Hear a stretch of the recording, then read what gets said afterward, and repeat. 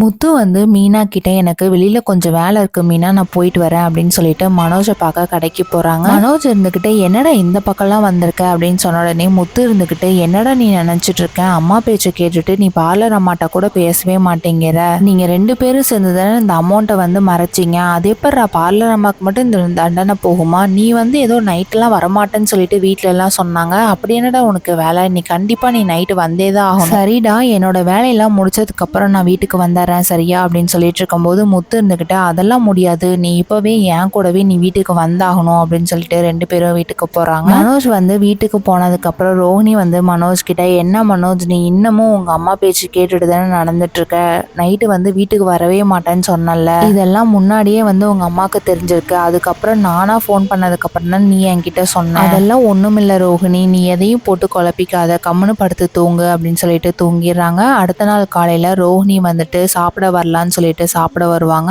அந்த டைம்ல மீனா வந்துட்டு ரோஹிணி வாங்க சாப்பிட அப்படின்னு சொல்லிட்டு கூப்பிடுறாங்க. எல்லாரும் சாப்பிட்டுட்டு இருக்கும் போது விஜயா இருந்துகிட்டு ரோஹிணி நீ இப்ப உட்காரவே கூடாது, சாப்பிடக்கூடாது, ஏன் கண் முன்னாடி நீ உட்காந்து சாப்பிடக்கூடாது அப்படின்னு சொல்லிட்டு பயங்கரமா பிடிச்சி திட்டுறாங்க. ரோஹிணிக்கு என்ன பண்றதுன்னே தெரியாம எழுந்துச்சு நின்னுறாங்க. இந்த டைம்லயுமே மனோஜ் எதுவுமே பேசாம அவங்க வேலையை பார்த்துட்டு சாப்பிட்டுட்டு தான் இருப்பாங்க.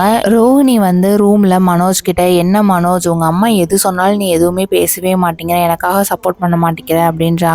இதனால நாளைக்கு என்ன நடக்க போகுதுங்கிறத வெயிட் பண்ணி பார்க்கலாம். தேங்க்யூ.